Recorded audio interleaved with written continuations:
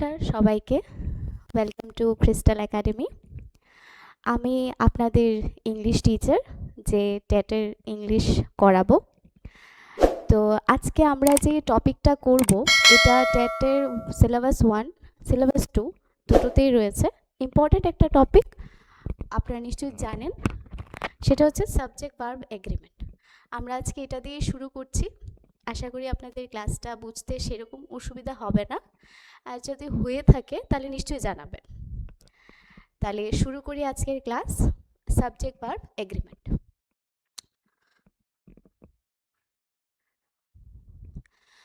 প্রথমে ক্লাস শুরু করার আগে আমাদের জানতে হবে what is a subject and what is a verb.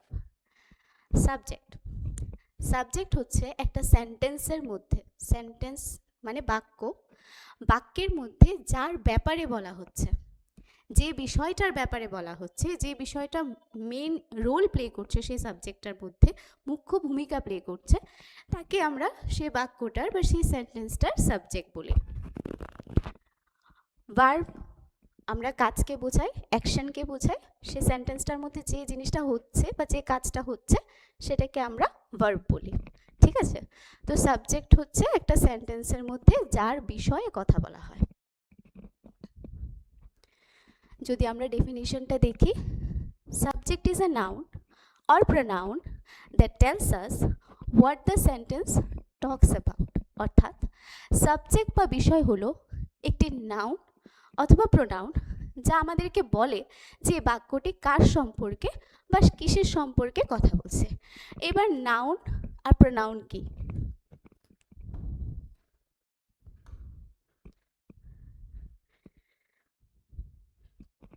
Noun যে কোনো কিছুর নামকেই আমরা নাউন,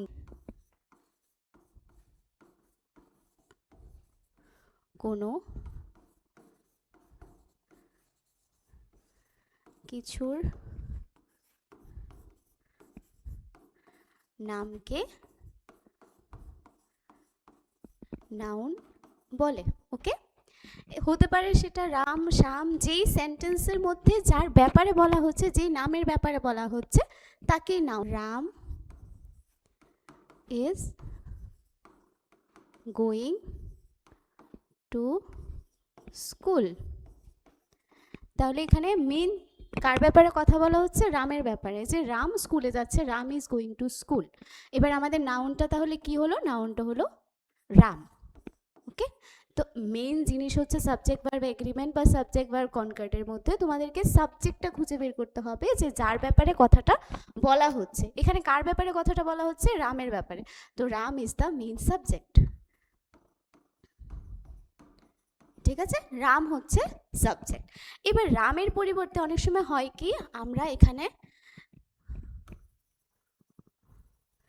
হি ইউজ করি, শি ইউজ করি।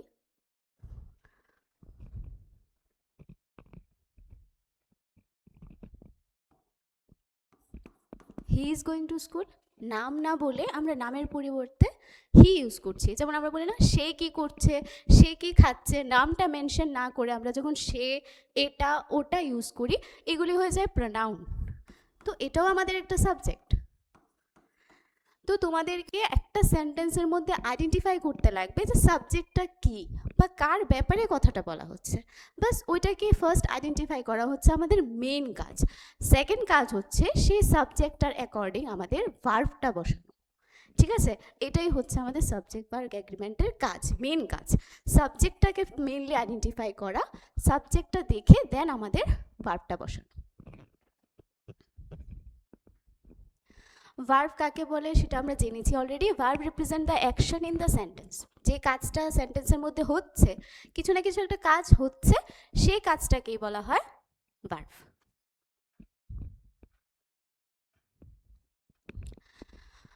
সাবজেক্ট কি? সাবজেক্ট হলো বাক্যের বিষয়, যার ব্যাপারে, যে বিষয়টার ব্যাপারে কথা বলা হচ্ছে। ভার্ব হচ্ছে বাক্যের কাজ, যে কাজটা হচ্ছে। Example, Robi is playing football. এখানে রবি হচ্ছে noun, Robi mean subject. Same, he is playing football, হিটা আমাদের প্রোনাউন, হিটাই মেন সাবজেক্ট। রবির ব্যাপারে বা তার পরিবর্তে হি বা যে কোনো একটা পার্সন তার ব্যাপারে কথা বলা হচ্ছে, তো এটাকে আইডেন্টিফাই করা হচ্ছে মেন কাজ। এখানে ডেফিনেশন, যদিও ডেফিনেশন এক্সামে আসে না, তাও বুঝে রাখাটা easy. What is subject verb concord, and কনকার্ডটা ভুলে এসে গেছে। সাবজেক্ট ভার্ব কনকার্ড, এটাকে আবার আমরা সাবজেক্ট ভার্ব এগ্রিমেন্টও বলি, মানে সাবজেক্টকে ভার্ব এগ্রি করছে বা ভার্বের সাবজেক্টের অ্যাকর্ডিং ভার্বটা বসছে, তো সেই কারণে সাবজেক্ট ভার্ব এগ্রিমেন্টও বলা হয় এটাকে। Definition, it means that the subject and verb in a sentence should agree or match. Subject R verb match করতে হবে, otherwise the sentence will not sound right, নাহলে সেন্টেন্সটা রাইট সাউন্ড করবে না। আমাদের ইংলিশের মধ্যে মেইন জিনিসটা হচ্ছে সেন্টেন্সটা গ্রামাটিক্যালি ঠিক যাতে প্রনাউন্স হয় বা লিখতে সময় আমাদের গ্রামাটিক্যালি এরর যাতে না হয় সেটা চেক করা, আর এটাই আমাদের সাবজেক্ট ভার্ব এগ্রিমেন্ট করে, যাতে সাবজেক্টের অ্যাকর্ডিং ভার্বটা বসে, ভুল যাতে না বসে যে সাবজেক্টটা বসলো প্লুরাল, ভার্বটা বসে গেল সিঙ্গুলার, এরকম যেন না হয়, ওইটাকেই চেক করা হচ্ছে সাবজেক্ট ভার্ব কনকার্ডের কাজ, যাতে সাবজেক্টের অ্যাকর্ডিংই আমরা ভার্বটা বসাই। তো সাবজেক্ট ভার্ব কনকার্ডের ডেফিনেশন বা ইন্ট্রোডাক্টরি পার্ট বলো আমরা বুঝে গেছি একটু একটু। সাবজেক্ট হচ্ছে বাক্যের মেন বিষয়, ভার্ব হচ্ছে বাক্যের মধ্যে যে কাজটা হচ্ছে, আর ওই দুইটাকে এগ্রি করানো সাবজেক্ট ভার্ব এগ্রিমেন্টের কাজ। বাকি এক্সট্রা ইনফরমেশন তোমাদেরকে দেখতে লাগবে না, জাস্ট আইডেন্টিফাই করবে যে সাবজেক্টটা কোনটা, আর ওইটার অ্যাকর্ডিংই ভার্বটা চুজ করে বসিয়ে দেবে, বাস এতটুকুই। এবার ওইগুলি আইডেন্টিফাই করা বা সাবজেক্টের অ্যাকর্ডিং ভার্বটা বসানোর কিছু রুলস থাকে, ঠিক আছে? এই রুলসগুলি কী কী আমরা একটা একটা করে এখানে পড়ব। First rule, if the subject is singular, the verb should be singular, and if the subject is plural, the verb should also be plural. Singular and plural কথার মানে কি? সিঙ্গুলার হচ্ছে এক বচন বা একটি, যে কোনো জিনিসকে যদি আমরা এক অর্থে বোঝাই বা একটি বোঝাতে চাই, যে একটি বই, একটি কলম, একটি গাছ, একটি পাখি, যা জিনিস আছে যদি আমরা একটি বোঝাই তাহলে সেটাকে সিঙ্গুলার বলে, আর একের বেশি বোঝানোকে প্লুরাল বলে, ঠিক আছে?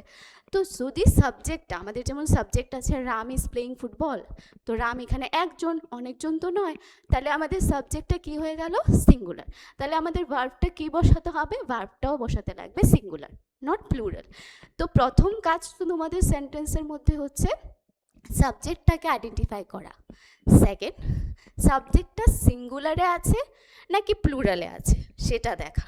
যদি সিঙ্গুলার থাকে তাহলে ভার্বও সিঙ্গুলার হবে, যদি প্লুরাল থাকে তাহলে ভার্বও প্লুরালই হবে। এবার সিঙ্গুলার ভার্ব আর প্লুরাল ভার্ব কোনগুলো? কোশ্চেন আসতে পারে। সিঙ্গুলার ভার্ব যদি আমরা বলি, সিঙ্গুলার ভার্ব হচ্ছে ইজ, যেটা প্রেজেন্ট অর্থে ইউজ হয়, মানে এখন করছে, যেমন রাম ইজ প্লেয়িং ফুটবল, মানে রাম এখন ফুটবল খেলছে, তো এখন অর্থে বা প্রেজেন্ট অর্থে আমরা ইজ বসাই। এবার যদি আগের কোনো ইনসিডেন্ট একটি অর্থে বোঝাই তাহলে সেটা ওয়াজ হয়ে যায়, যেমন রাম ফুটবল খেলছিল, যদি খেলছিল হয় তো ওয়াজ হয়ে যাবে, রাম ওয়াজ প্লেয়িং ফুটবল, এটাও সিঙ্গুলার, ঠিক আছে? আর হচ্ছে হ্যাজ, এটাও সিঙ্গুলার, এটা আছে অর্থে বোঝায় যে আছে, আমার কাছে এই জিনিসটা আছে, ওর কাছে এই জিনিসটা আছে, কিন্তু এটারও একটু কন্ডিশন আছে যেটা আমরা নেক্সট কোনো ক্লাসে ডিসকাস করব, হ্যাজ আর হ্যাভের ইউজেস, ঠিক আছে? বা এর মধ্যে কোনো একদিন আমরা ডিসকাস করে নেবো ইজিলি। বাস এতটুকুই মনে রেখো যে ইজ, ওয়াজ, হ্যাজ হচ্ছে কি আমাদের সিঙ্গুলার ভার্ব, যেগুলি সিঙ্গুলার সাবজেক্টের সাথে বসে, এগুলি বসে, ওকে?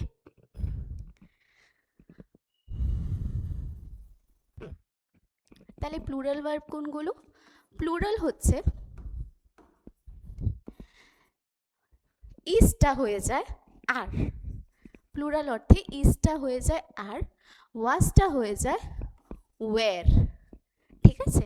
আর হ্যাজটা না বসিয়ে আমরা বসাই হ্যাভ, বাস এই তিনটা হচ্ছে কি আমাদের প্লুরাল ভার্ব, ঠিক আছে? তো সিঙ্গুলার ভার্ব, প্লুরাল ভার্ব আপনারা খাতায় নোট ডাউন করে নিতে পারেন।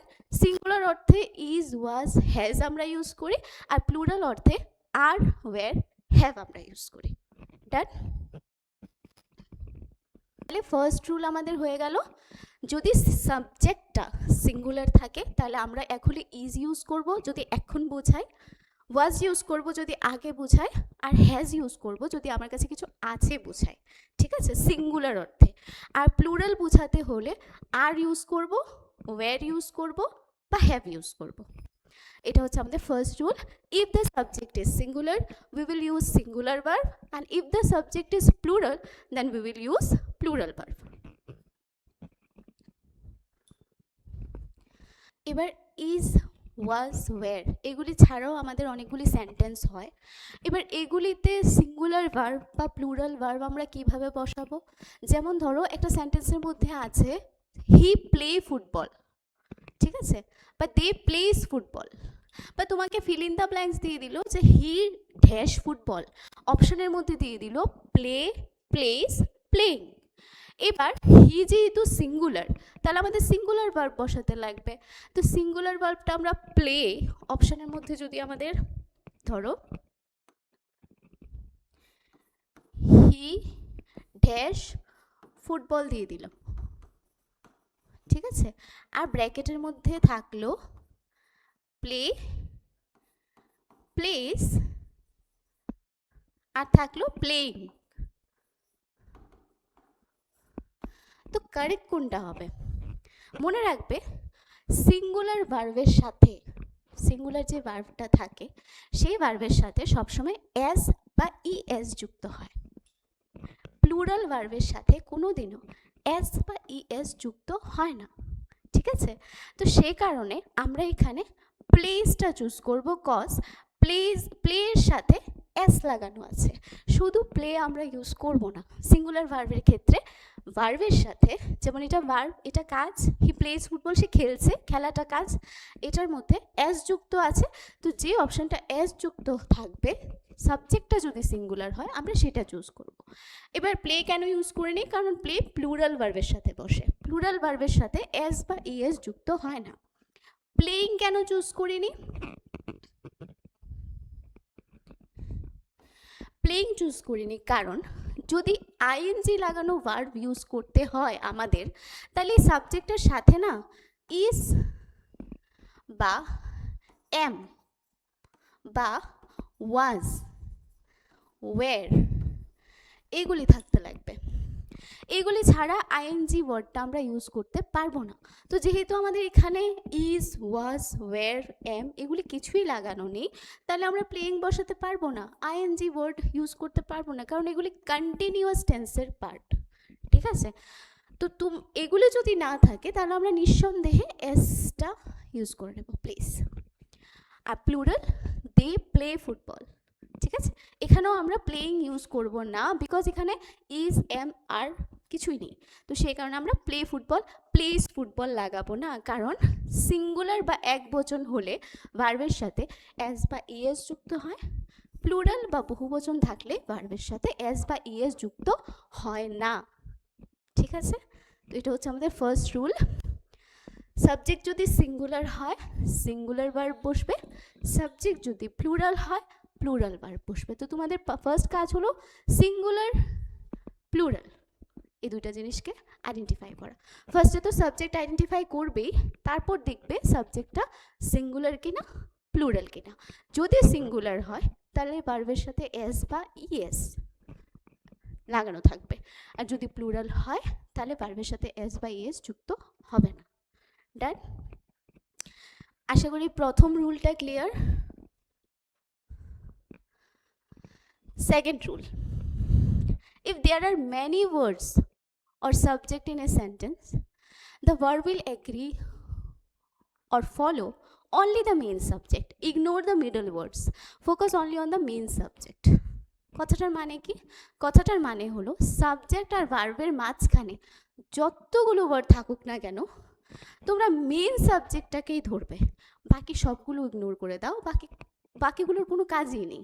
এখানে মেন সাবজেক্টটা বের করতে লাগবে। সেন্টেন্সটাকে পড়ে দেখবে যে ফার্স্টে কার ব্যাপারে কথাটা বলা হয়েছে, প্রথম জায়গায় কে এসছে, ঠিক আছে, ওইটাকে আইডেন্টিফাই করেই জাস্ট ভার্বটা বসিয়ে দেবে বা ভার্বটাকে কারেকশন করবে, আর বাকি এক্সট্রা ইনফরমেশন কিচ্ছু দেখবে না। For example, one of the glasses is empty.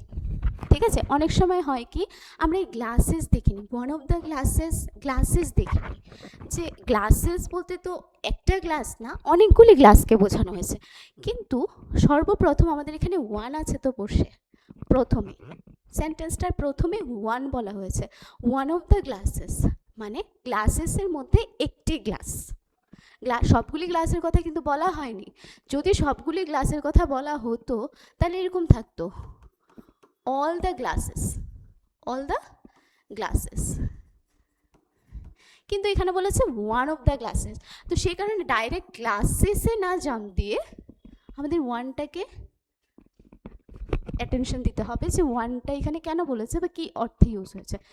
যখনই দেখবে যে এটা বেশি important, one of the glasses is empty মানে গ্লাসেসের মধ্যে একটি গ্লাস খালি, তাহলে একটি গ্লাসকে বেশি ইম্পর্টেন্স দেওয়া হচ্ছে, যে গ্লাসটা খালি সেই গ্লাসটা, তো একটি কথাটা এসছে, তো একটি মানে এটা সিঙ্গুলার, তো সেই কারণে এখানে ভার্বটাও কি বসবে, সিঙ্গুলার।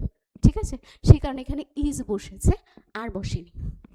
সেমভাবে দ্য বুকে of red roses smell so sweet, এখানে যে বুকেটা, একটি বুকের কথা বলা হয়েছে, মানে বুকে তো বুঝতেই পারো ফুলের থোড়া যেটাকে আমরা বলি, ওই যে ওইটা বুকেটা, এটা একটি তো অনেকগুলি ফুলকে একসাথে করা হয়েছে, এক কথাটা এসছে, তো সেই কারণে দ্য বুকে অফ ফ্লাওয়ার মানে পুরোটা বুকে একসাথে, যেটা একটি বুকে অফ ফ্লাওয়ার, এটার মধ্যে সুইট স্মেল করছে রোজগুলা।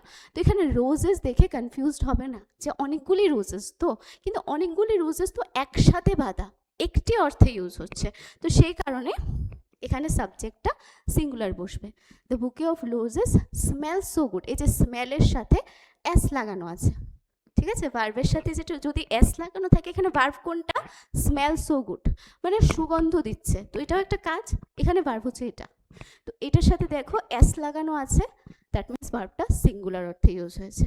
ঠিক আছে, তো যখন অনেকগুলি ইনফরমেশন দেওয়া থাকবে আর তোমরা খুব কনফিউজ থাকবে, যেখানে রোজেস বলা আছে, গ্লাসেস বলা আছে, বা বাঞ্চ অফ গ্রেপস বলা আছে, তো আঙ্গুলের থোকায় তো অনেকগুলি আঙ্গুর থাকে, বা বুকে অফ রোজেসের মধ্যে তো অনেকগুলি রোজেস থাকে, তাহলে নিশ্চয়ই এটা প্লুরাল না। এটার আগে কিন্তু আরেকটা ওয়ার্ড আছে, যেমন বুকে আছে, এখানে ওয়ান আছে, বাঞ্চ আছে, বাঞ্চ অফ গ্রেপস বাঞ্চ আছে মানে একটা তোড়া, 1 ডজন অফ বানানা একটা ডজন, তাহলে একটি অর্থে যখন ইউজ হয় তখন এগুলি সিঙ্গুলার হয়ে যায়। এবার শুধু যদি এটা থাকে, the red roses smell sweet, তাহলে এটা স্মেল হতে হলে, কারণ রেড রোজেস অনেকগুলি রেড রোজেসের কথা বলা হয়েছে, এখানে বুকে বলা হয়নি, তো সেই অর্থে এটা প্লুরাল হয়ে যাবে, আর প্লুরাল অর্থে ভার্বটা বসবে, এখানে সিঙ্গুলার ভার্ব বসবে না, তো সেই কারণে একটু অ্যাটেনশন দেবে আদার ইনফরমেশনের আগে মেইন ইনফরমেশন কোনটা। ঠিক আছে, ওইটা দেখে তোমরা ভার্বটাকে কারেকশন করবে বা ভার্বটাকে বসাবে। ডান। থার্ড রুল বলছে subjects that are connected or joint by conjunctions and in a sentence take a plural verb. বলছে সাবজেক্টস, ধরো একের বেশি সাবজেক্ট, যেমন এখানে Radha and Meena, Radha and Meena are coming, এখানে সাবজেক্ট কয়টা, এখানে দুইটা, এখানে কিন্তু আমরা একা বলিনি যে রাধা শুধু একা আসছে, রাধা একা আসছে না, রাধার সাথে মিনাও আসছে, তো এখানে রাধা যতটা ইম্পর্টেন্স পাচ্ছে মিনাও ঠিক ততটাই ইম্পর্টেন্স পাচ্ছে, দুজন একসাথেই আসছে। যেমন আমি যদি বলি যে কাল বাবা মাকে নিয়ে এসো, তাহলে বাবাও ইম্পর্টেন্স পাচ্ছে, মাও ইম্পর্টেন্স পাচ্ছে, শুধু একা বাবা ইম্পর্টেন্স পাচ্ছে না, তাহলে এখানে সাবজেক্ট কয়টা হয়ে গেল, দুইটা। তো এই রুলটা বলছে দুইটা সাবজেক্ট যদি থাকে বা দুইয়ের বেশি যদি সাবজেক্ট থাকে আর মাঝখানে একটা কনজাংশন থাকে, কনজাংশন মানে কি জানো, যেগুলি সাবজেক্টকে জয়েন করে, কোনো সেন্টেন্সকে জয়েন করার কাজ করে একসাথে। যেমন আমরা যদি কোনো প্যারাগ্রাফ বলি বা ধরো কোনো ধরনের আর্টিকেল বলছি, যে কোনো এসে বা যা খুশি বলছি, আমরা মাঝখানে কিন্তু সেন্টেন্সগুলিকে কানেক্ট করার জন্য অনেকগুলি এন্ড, বাট, সো, অর এগুলি ইউজ করি, তো এগুলি হচ্ছে আমাদের কনজাংশনস। তো এখানে যে কনজাংশনটা আছে সেটা হচ্ছে এন্ড। তো আমরা কি করেছি, দুইটা সাবজেক্টকে এন্ড দিয়ে যুক্ত করেছি। মানুষ তো দুটো, that means subject is more than one, একটার বেশি সাবজেক্ট আছে। তো সেই কারণে আমরা এখানে প্লুরাল ভার্ব ইউজ করব ইজিলি। আমরা দেখব যে সাবজেক্ট একটা নাকি একের বেশি। তো একের বেশি সাবজেক্ট যদি হয় আর যদি দুইটাই ইম্পর্টেন্স পায়, দুটোটাই, তাহলে এটাতে প্লুরাল ভার্ব বসবে। যেহেতু একের বেশি তাহলে এটা প্লুরাল, সেই অর্থে আমরা প্লুরাল ভার্ব ইউজ করব। They both are different person, দুজন একজন না, দুজন একজন থাকলে কিন্তু একটাই ভার্ব ইউজ হতো, সিঙ্গুলার। তো they both are different person and also the subject is more than one, so here we will use plural verb are. However, when two or more subjects are connected by conjunction and also referring to the same person or thing, we will use singular verb as both the subject are the same person or thing, not different. এটার মানে কি, এটা একটু complicated. এটার মানে হচ্ছে, ধরো একটা সাবজেক্ট, এটাকে এন দিয়ে পরবর্তী সময় আবার সেই সাবজেক্টটাকে আবার রিপিট করা হয়েছে, সেম পার্সনটাকে। যেমন আওয়ার সেক্রেটারি অ্যান্ড ট্রেজারার, ঠিক আছে। এবার আমাদের সেক্রেটারি যে, আমাদের ট্রেজারও সেই, তো দুইটা পার্সন তো সেমই না, একজনই তো। যদি আমি বলি যে আমাদের যে শিক্ষাগুরু, যে আমাদের টিচার, সে আসছে, এবার শিক্ষাগুরু আর টিচার তো একই কথা, একজন। তো সেই কারণে এখানে সিঙ্গুলার ভার্ব বসবে। এবার তোমাদের মাথায় কোশ্চেন আসতে পারে যে এই যে আবার সেক্রেটারি অ্যান্ড ট্রেজারার, এটা যে একটাই পার্সন, আমরা বুঝবো কি করে? এটা বোঝার একটা উপায় হলো, এন্ডের পরে দেখবে কোনো আর্টিকেল আছে কি না। আর্টিকেল কি, এখানে আবার একটু আর্টিকেলের ক্লাস এসে যাচ্ছে। আর্টিকেল হচ্ছে এ এন দা, এটা আমরা কোনোদিনও আরেকটা ক্লাসে ডিসকাস করব। এ এন দা, এগুলো হচ্ছে আমাদের আর্টিকেল। ফার্স্ট সাবজেক্ট তো আবার সেক্রেটারি, ঠিক আছে, এটাতে অ্যাটেনশন দিলাম। এন্ড এখানে যদি এ ট্রেজারার, এন ট্রেজারার বা দা ট্রেজারার থাকতো, তাহলে এটা কমপ্লিটলি ডিফারেন্ট একটা পার্সন হয়ে যেত, ডিফারেন্ট পার্সন। যেহেতু এখানে এ এন দা কিছুই নেই, দ্যাট মিনস এটা সেম পার্সন, ঠিক আছে। এখানে যদি আর্টিকেল থাকে, এন্ডের পরে যদি এ এন দা কিছু লাগিয়ে দেন একটা ডেজিগনেশন দেয় বা আরেকজনের নাম বলে বা ক্যাপ্টেন বলে, হোয়াট এভার, তখন এটা ডিফারেন্ট পার্সন হয়ে যাবে। আর যদি এগুলি কিছুই না থাকে, এ এন দা কিছু নেই, জাস্ট এখানে তার ডেজিগনেশনটা বলে দিয়েছে, আবার secretary and captain, that means both the person are same, ঠিক আছে। তো এখানে এটা দেখে তোমরা বুঝবে যেটা সেম পার্সন, এটা আলাদা না। যদি আলাদা হতো তাহলে এখানে এ এন দা কিছু একটা তো থাকতো, থাকলে এটা আলাদা। তো যেহেতু তারা দুইজন সেম পার্সন, একজনই ব্যক্তি, তো সেই কারণে আমরা এখানে সিঙ্গুলার ইউজ করব ভার্বটা, প্লুরাল হবে না, ঠিক আছে। Yeah Francis is both the secretary and the treasurer, সেই সেক্রেটারি সেই ট্রেজারার। আর এটা আমরা বুঝেছি কিভাবে, কারণ এখানে আমাদের এ এন দা কিছুই নেই, so both the person are same. Then সেমভাবে second example, bread and butter is his favourite dish. Bread and butter যে একটাই ডিশ বা সে যে একসাথে খাচ্ছে, সেটা আমরা বুঝেছি কিভাবে, কারণ বাটারের আগে এ এন দা কিছুই নেই। তো সেই কারণে আমরা বুঝতে পারি যে সে ব্রেডটা অ্যান্ড বাটারটা একসাথে খাচ্ছে, ডিফারেন্ট না, এটা একটা ডিশ, ঠিক আছে। আর যেহেতু একটি ওয়ার্ড এসছে বা একসাথে খাচ্ছে, এক জিনিসটা আছে, সেই কারণে আমরা এখানে ইজ লাগিয়েছি, ঠিক আছে। তো এটা হচ্ছে থার্ড নাম্বার রুল, যে subjects that are connected or joint by conjunction and in a sentence take a plural verb, but condition আছে, প্লুরাল ভার্ব সবসময় হবে না। এন্ডের পরে যদি এ এন দা কিছু থাকে তাহলেই প্লুরাল হবে, আর যদি এই ক্ষেত্রে এন্ডের পরে কোনো আর্টিকেল না থাকে তাহলে সিঙ্গুলারই বসবে। বাকি আদার্স ক্ষেত্রে যদি সাবজেক্ট ডিফারেন্ট হয়, বুঝিয়েই তোমাদেরকে দিয়েছে যে নাম মেনশন করে দিয়েছে, সে আলাদা সে আলাদা, তখন সেক্ষেত্রে আমরা প্লুরালই বসাবো। আর এরকম কমপ্লিকেটেড ওয়েতে দিলে just the captain or the secretary and the coach or treasurer is Francis but he's Francis দিয়ে দিল, তখন তোমরা সেকেন্ড ডেজিগনেশনটার আগে দেখবে কোনো আর্টিকেল আছে কি না, যদি থাকে তাহলে সেটা ডিফারেন্ট পারসন, তো সে কারণে এখানে প্লুরাল ভার্ব ইউজ করবে, ইজ না ইউজ করে আর ইউজ করবে। আর যদি দেখো যে সেক্রেটারির পরে যে ডেজিগনেশনটা আছে এটার আগে কোনো আর্টিকেল নেই, দ্যাট মিনস তারা দুজন সেম, তো সেই কারণে আমরা এখানে সিঙ্গুলার ভার্ব ইউজ করব। ঠিক আছে, ডান, আই হোপ ক্লিয়ার হয়েছে। নেক্সট,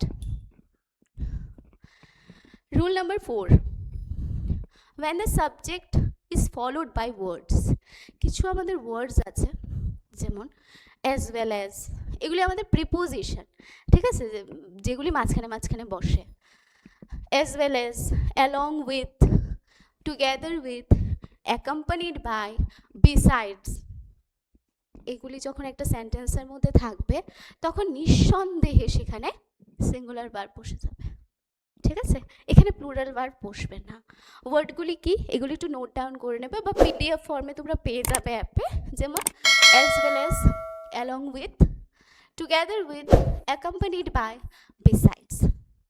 ঠিক আছে, তো এগুলির জন্য আমরা সব সময় একটা সেন্টেন্সের মধ্যে যদি এগুলি থাকে তাহলে এই ক্ষেত্রে আমরা সিঙ্গুলার ভার্ব ইউজ করব, নট প্লুরাল। কারণ এই শব্দগুলো as well as বলো, along বলো, এগুলি মেন সাবজেক্টকে বাড়ায় না, মানে জাস্ট একটু এক্সট্রা ইনফরমেশন দেয়, সেন্টেন্সটাকে আরেকটু মডিফাই করে দেয়।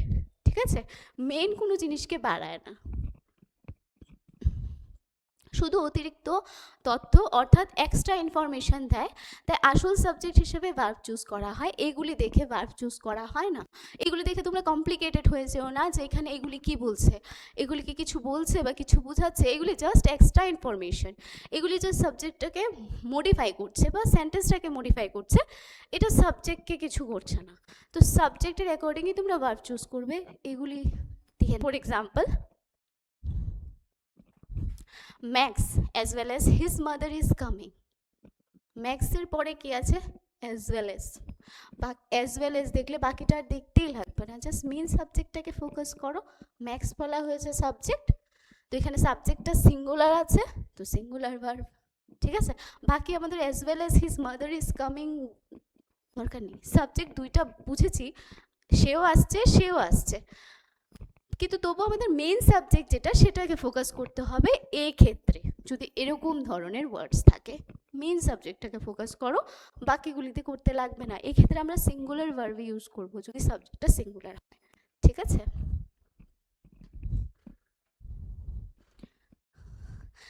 সাবজেক্টস দ্যাট আর জয়েন্ড, এটা 5 number rule, subjects that are joined by either or, neither nor, use a singular verb. Thus, either and neither are singular if they used with or and nor.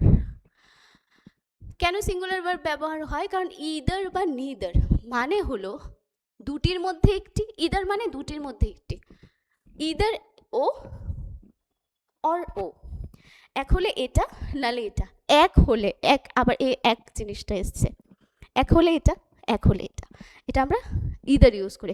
যেমন এক হলে আমাকে এই বইটা দাও আর না হলে এটা দাও। আর নিদার হচ্ছে গিয়ে না তো এটা না তো এটা, আমার এটাও লাগবে না এটাও লাগবে না, একটিও লাগবে না, এখানেও একটি এসছে।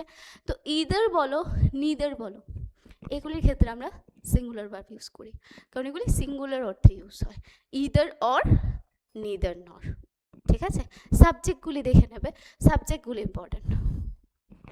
যেমন either tea or coffee is fine, এক হলে চা, বাংলায় যদি আমরা এটাকে ট্রান্সলেট করি, এক হলে চা, এক হলে চা আর না হলে কফি, ফাইন আমার জন্য ঠিক আছে। তো আমি দুইটা বলিনি, এক হলে চা নাহলে কফি, দুইটার মধ্যে একটা। মাই ড্যাড অর মাই মম, এক হলে আমার বাবা আর না হলে আমার মা ইজ অ্যারাইভিং টুডে। এখানে ইদার নাই, সেখানে তোমরা হয়তো বা কনফিউজড হয়েছে, ইদার তো নেই কিন্তু অর তো আছে, নরও থাকতে পারে, ইদার, নিদার, অর, নর, এই চারটা, ঠিক আছে? তো my dad or my mom is arriving today, এক হলো আমার বাবা আর নাহলে আমার মা আজকে আসছে। তো এখানে অর আসছে, তো সেই কারণে এখানে ইজ লাগিয়ে দেবে, ঠিক আছে? তোমরা দেখবে ইদার, নিদার, অর, নর, এই চারটার মধ্যে একটা হলেই হলো। অনেক সময় দুইটা একসাথে বসবে, অনেক সময় দুইটা বসবে একসাথে, মানে একই সেন্টেন্সে, আর নাহলে শুধু এটা বসবে, শুধু এটা বসবে, শুধু এটা, আর শুধু এটা, চারটা আলাদা আলাদা করেও বসতে পারে, কিন্তু চারোটাই সিঙ্গুলার অর্থে ইউজ হচ্ছে, ঠিক আছে? আর সাবজেক্টটা তো তোমরা দেখবেই, তো এগুলি সিঙ্গুলার অর্থে ইউজ হয় দেখে এই ভার্বগুলো সিঙ্গুলারই হয়। ডান? ফর এক্সাম্পল, এবার আমরা এতক্ষণ যা পড়েছি তোমাদের মাথায় কতটুকু ঢুকাতে পেরেছি আমি জানি না, তাহলে প্র্যাকটিস করে আমরা দেখতে পারি যে কতটুকু ক্লিয়ার হয়েছে। আমি আপাতত ইজি প্র্যাকটিস সেট দিচ্ছি, ফার্স্ট ক্লাস যেহেতু। তোমরা টেস্ট সিরিজ পেয়ে যাবে অ্যাপের মধ্যে, ওইগুলিতে গিয়ে টেস্ট দিলে বুঝতে পারবে যে তোমাদের লেভেলটা কতটুকু ইমপ্রুভ হয়েছে বা কতটুকু তোমরা বুঝেছো ক্লাসটার থেকে, ঠিক আছে?